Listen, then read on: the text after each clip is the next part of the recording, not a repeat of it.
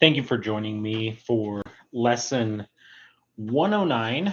And we are going to be spending 2 days talking about this mitzvah. Um, so I'll just do a quick introduction to it today, as I don't have a lot of time today. Hopefully, I'll have a little bit more time to get into this.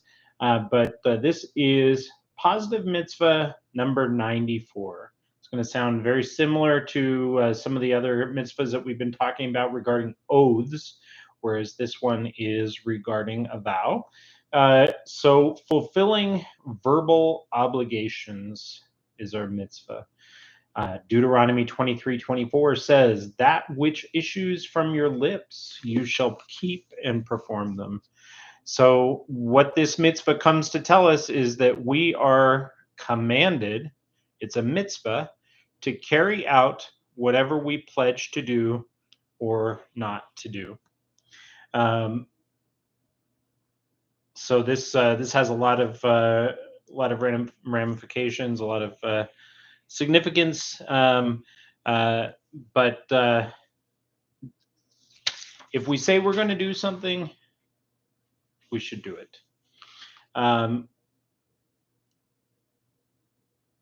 We'll get a little bit. We'll get more into this tomorrow. But there are some differences between a vow and an oath. So, for instance, if you made an oath not to do something that's a mitzvah, that doesn't stand because it's an obligation for you. You can't take an oath not to do a mitzvah. But if you made a vow not to do a mitzvah, then now you are obligated not to do that thing that's a mitzvah, which is something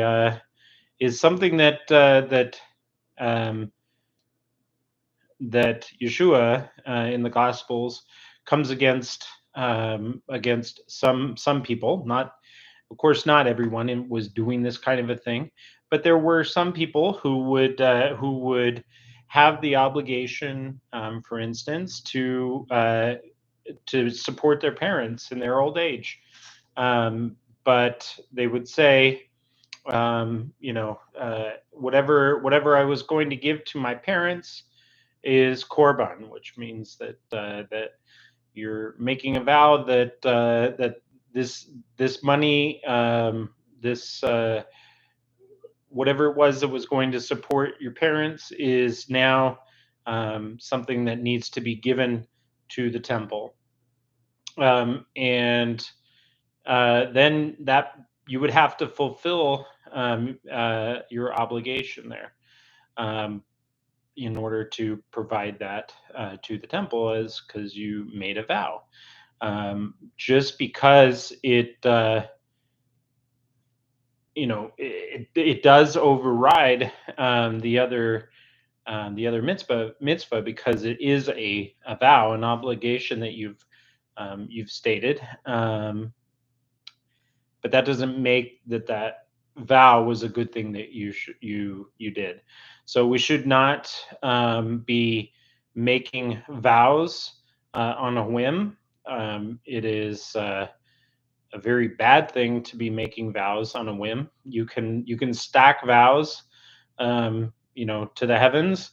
You can't stack oaths, one oath at a time. You can keep stacking vows upon yourself, and ultimately make things very difficult for yourself. And if you're cutting off your ability to do mitzvahs that need to be that you're obligated to, like, for instance, taking care of your parents in that case. And so what we should be doing is keeping our word, but we should be very careful about how we are, what we are saying that we are doing at the same time. All right, thank you so much for joining me. With God's help, we'll be back tomorrow for more mitzvahs regarding vows. Thanks for joining me today. Have a great day in every way.